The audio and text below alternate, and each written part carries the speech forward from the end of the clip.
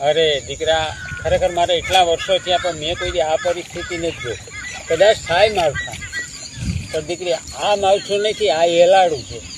અને કંઈક છે ને દીકરા, કંઈક આપણે કહેવાય ને કે કોકની નજર લાગી ગઈ હોય, કોકનો શ્રાપ લાગી ગયો હોય, એવું મને દેખાયા.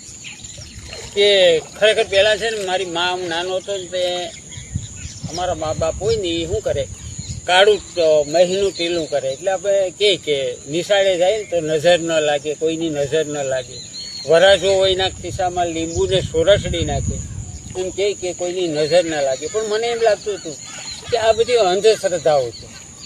પણ હવે પછી મને આજ ખરેખર મને એ શબ્દો યાદ આવ્યા આપણા પૂર્વજોના, કે ખરેખર કોઈની નજર લાગતી છે. પણ ખરેખર આ વખત આવું પહેલી વખત બન્યું. એટલે ખરેખર માંડવીમાં ખેડૂતોની માંડવી ઉપર આ વખત નજર લાગી ગઈ છે. કારણ કે માંડવી ઉગી ત્યાંથી એટલા ટનનું ઉત્પાદન થાય, 70 મણ લઈ લે, હું સેટેલાઇટ ઉપર દેખા હે, સેટેલાઇટ ઉપર સર્વે કર્યા, એટલે સતત માંડવીની પાછળ પડી ગયા હતા. એટલે કહેવત છે ને કે નજર લાગે.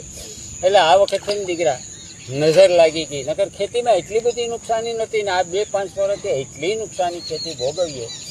બાકી બધા મારા સમયમાં છે ને 5 દીકરા હોય કે 10 દીકરા હોય તો ભણતો ન હોય ને તો બાપ કે, મા કે, બાપ કે એમ કહેતા હતા ખેતી કેવી આગળ હોય છે.